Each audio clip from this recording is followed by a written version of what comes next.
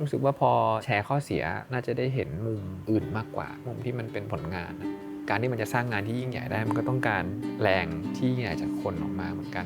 แล้วเงี้ยเวลาเราเจอเรื่องที่มันเครียดๆอ่ะจะเรื่องงานหรือเรื่องอะไรแล้วแต่เงี้ยเราทำไงอันนี้เอาเรียลไทม์เลยว่า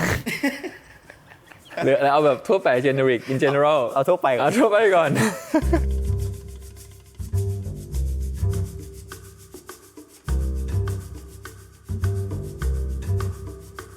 ก็ดูผ่อนคลายนะในโรงแรมเลยแสงแบบหนุนอยู่มึงทำงานเอางี้มึงหรือควรจะมึงเรียกกูว่ามึงนี่หว่าดุกดิกแล้วกันครับหมอ ฝืนสัตว์โอเคเป็นโหมดทางการถือว่าเหมือนแบบไม่ได้คุยกันเองคุยให้คนอื่นฟังได้ครับได้ตอนนี้ดุกดิกทำเกี่ยวกับอะไรบ้างลองเล่าให้ฟังหน่อยก็ตอนนี้เป็น founder แล้วก็เป็น design director ของแบรนด์ชื่อ Flow ทำเฟอร์นิเจอร์จริงๆก็ทำแบรนด์นี้มาประมาณ7ปีแล้วคือเมื่อก่อนที่บ้านทำโรงงานพ่อกับแม่ทำโรงงานเฟอร์นิเจอร์ทำมาประมาณ25ปีแต่ส่วนใหญ่จะเป็นงาน OEM แล้วก็ขายส่งต่างจังหวัดแล้วก็เหมือนว่าพยายามสร้างแบรนด์แล้วแหละแต่ว่าอาจจะยังไม่ค่อยแบบสำเร็จหนักอะไรเงี้ยตอนที่เรียนจบมาก็จบดีไซน์แล้วก็ทำทีสิทธ์เกี่ยวกับงานที่บ้านนี่แหละแล้วก็เอาทีสิทธ์มาทำต่อเป็นแบรนด์เรื่องจริงนี่ชอบไหมที่มาทำคือเอาจริงตอนเรียนก็ไม่ได้อินเฟอร์นิเจอร์นะมันรู้ว่าเริ่มชอบเฟอร์นิเจอร์ตอนทำทีสิทธ์ปี5ที่เริ่มได้ทำด้วยตัวเองจริงๆทำลงมือทำจริงๆแล้วก็เป็นช่วงที่เหมือนกับอยู่กับมันนานขึ้นได้เข้าไปในโรงงานมากขึ้นได้เริ่มรู้ว่ามันทำยังไงแล้วเราก็ได้เห็นมันในมุมใหม่ๆคือมันมีคำพูดของ CEO ของวิทราเขาเคยพูดว่าแบบวิทราคือใครนะวิทราเป็นแบรนด์เฟอร์นิเจอร์ที่สวิตคือเขาดูเป็นคนที่ชอบเก้าอี้มากแล้วก็ทำโรงงานเฟอร์นิเจอร์คุยกับดีไซเนอร์นี่แต่ว่าเขาเคยพูดเอาไว้ว่าแบบ I didn't born love chair I learned to love them เขาไม่ได้ชอบเก้าอี้ตั้งแต่เกิดนะเขาเรียนรู้ที่จะรักมันก็เลยรู้สึกว่าแบบเฟอร์นิเจอร์สำหรับเราเป็นแบบนั้นจริงๆแบรนด์เฟอร์นิเจอร์มีเยอะเราก็จะเป็นแบรนด์เฟอร์นิเจอร์อีก another brand furniture อย่างเงี้ยแต่ว่าเรามีจุดเด่นอะไรบ้างคือตอนที่ทำรีเสิร์ชตอนทำทีสิทธ์ก็จะเห็นว่าในตลาดก็มีแบรนด์อยู่แล้วอยู่เยอะมากแล้วก็เอาจริงๆแล้วมีหลายสไตล์ที่มีคนทำไปแล้วเราชอบแต่ก็รู้สึกว่าถ้าเกิดจะทำให้มันเหมือนเขามันก็จะไปแข่งขันกันเรื่องราคาซึ่งก็น่าจะไม่เวิร์กในระยะยาวก็เลยรู้สึกว่าเราควรจะสร้างเฟอร์นิเจอร์จากสิ่งที่เรามีที่โรงงานก็คือเรามีงานไม้มีงานเหล็กมีงานหุ้มซึ่งเอาจริงๆแล้วเนี่ยมันไม่ค่อยมีโรงงานไหนในประเทศไทยที่จะมี3 material เนี่ยอยู่ใต้หลังคาเดียวกันคือเขาอาจจะมีไม้อย่างเดียวมีเหล็กอย่างเดียวมีงานโซฟาอย่างเดียว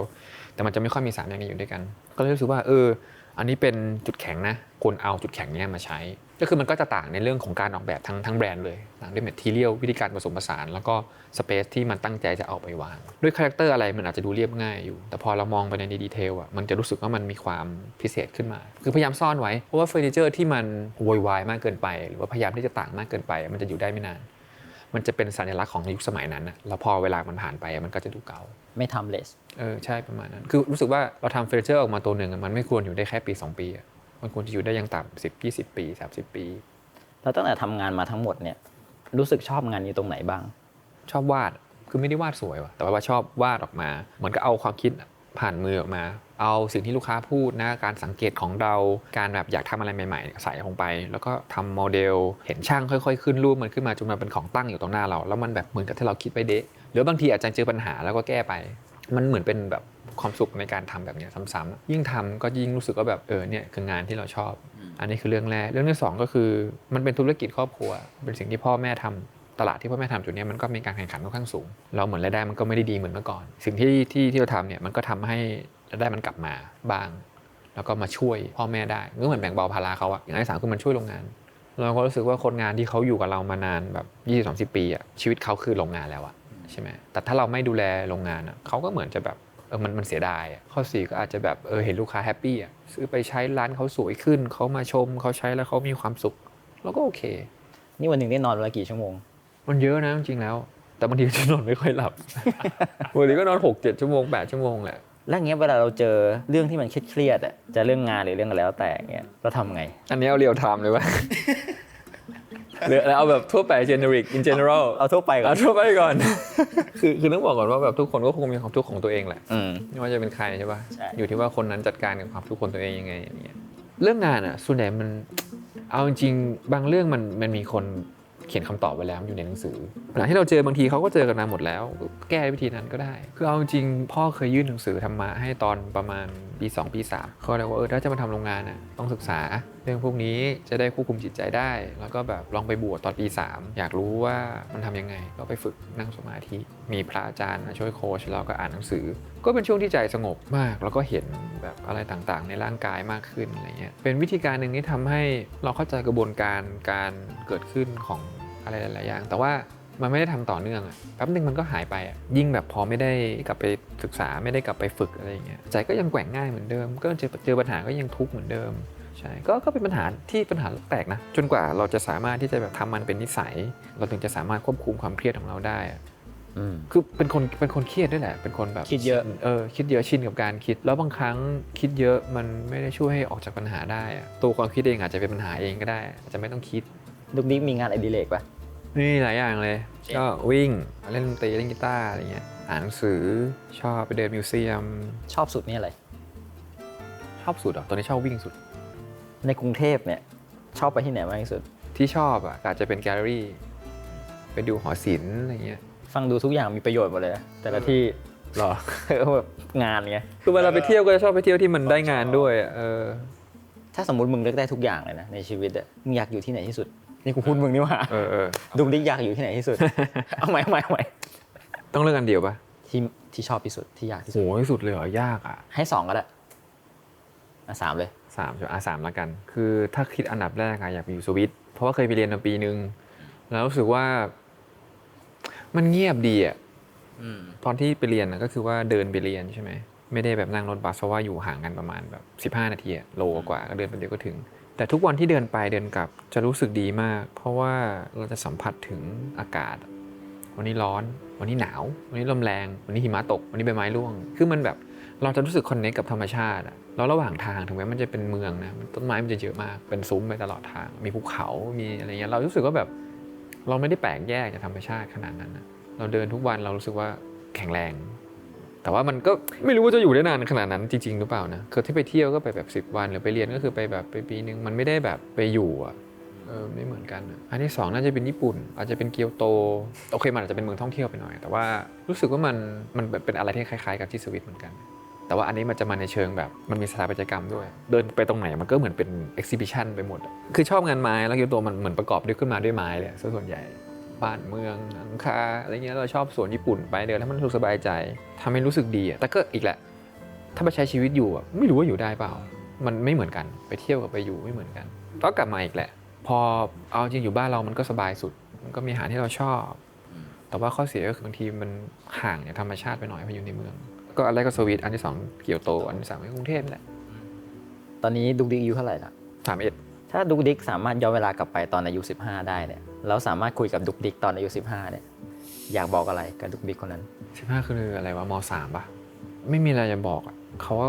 ทำไปอย่างนั้นแหละดีแล้วเราอาจจะอยากได้คำแนะนำจากเขาในวันนี้มากกว่าแบบถ้าเขารู้สึกว่าเขาต้องโตกว่าเป็นคนเนี้ยเขาโอเคป่ะวะคือเมื่อก่อนเป็นคนหัวเราะเยอะมากเมื่อก่อนไม่ค่อยคิดเลยใช้อารมณ์อย่างเงี้ยพอฝึกให้ตัวเองคิดเลยเพราะว่าอยากคิดเก่งอยากคิดเยอะอยากทำได้เหมือนคนอื่นจังเลยที่แบบว่าคิดตลอดเวลาทำยังไงนะคิดรอบคอบทำยังไงนะแต่พอถึงจุดนึงก็คือฝึกคิดจนหยุดมันไม่ได้คือความฝันอันหนึ่งคืออยากจะควบคุมความคิดได้เหมือนกับว่าโอเควันนี้คิดเสร็จแล้วนะวางไปนอนฟังดูมีปัญหาเยอะจังเลยเนาะแต่คือจริงๆมันก็ไม่มีปัญหาขนาดนั้นนะแค่ว่าชอบสังเกตตัวเองรู้สึกว่าพอแชร์ข้อเสียน่าจะได้เห็นมุมอื่นมากกว่ามุมที่มันเป็นผลงานการที่มันจะสร้างงานที่ยิ่งใหญ่ได้มันก็ต้องการแรงที่ยิ่งใหญ่จากคนออกมาเหมือนกันแล้วถ้าคิดว่าคุณภาพจิตใจเราดีกว่านี้จะได้ผลงานที่ดีกว่านี้อีกไหมก็เป็นไปได้นะเพราะฉะนั้นเรื่องที่ดุกดิ๊กรู้สึกว่าอยากจะพัฒนาตัวเองมากที่สุดคือเรื่องอะไร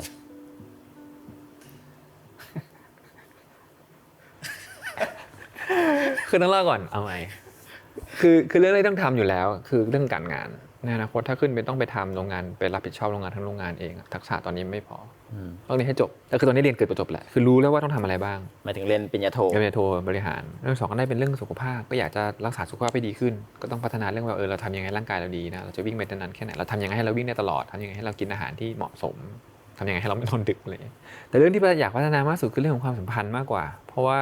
เหมือนคนอยู่ในถ้ำเราอยู่ในโรงงานไปขายของอยู่ที่บ้านเหมือนเราอยู่ในถ้ำที่มีสภาวะแวดล้อมที่คงที่มาสักพักแล้ว7 ปีแล้วเราทำแบบนี้ซ้ำๆอาจจะมีไปเรียนบ้างแต่ก็คือแบบ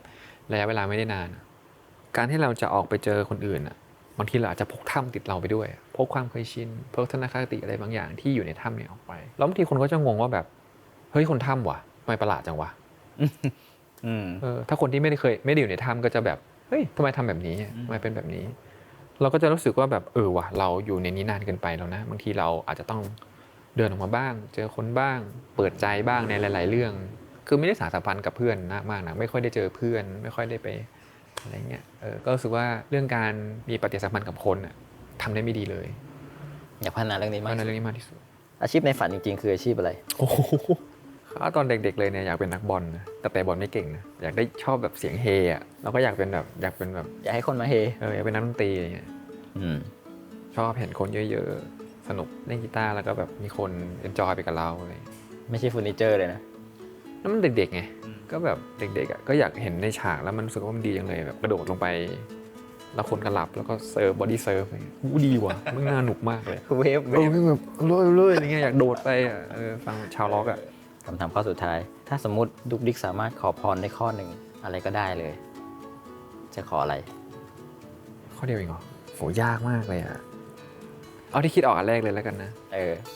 อยากมีสติตลอดเวลาคำว่ามีสตินี่หมายความว่าไงบ้างอยากใช้ชีวิตแบบว่าตัดสินใจอะไรทุกอย่างในชีวิตด้วยความรู้สึกตัวทั่วพร้อมไม่ได้มาจากอารมณ์มาจากความเข้าใจ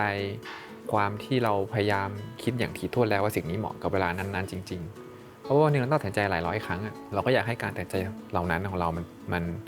ไปในทิศทางที่มันจะช่วยให้ทั้งเราและคนอื่นดีขึ้นมั้งไม่รู้จำเป็นต้องเป็นพระไหมจำเป็นต้องเป็นมั้งไหมมั้งเป็นก็สะดวกดีไม่เป็นก็ไม่เป็นไรพูดเหมือนจะไปบวชแต่ว่าไม่นะคงไม่ต้องทำหน้าที่ตัวเองก่อนเพราะไม่อยากไปเพื่อหนีถ้าสามารถมีสติต่อเวลาในระหว่างที่เราทำงานไปด้วยได้ใช้ชีวิตไปด้วยได้มีครอบครัวดูแลพ่อแม่ชาเลนจ์มากเลยชาเลนจ์มากโอเคเรียบร้อยไว้ขอบคุณมากได้ยินดีมากเรียบร้อยเชื่อกูดูเหี่ยวสัสๆไม่เป็นไรใช่ปะเดี๋ยวอีกสัก 5-6 เดือนปีนึงกูมาสัมภาษณ์ใหม่มันอาจจะเปลี่ยนก็จะเหี้ยกว่านี้ก็ได้นะโอเคเฮ้ยกูเชื่อเว้ยโอเค thank you มาก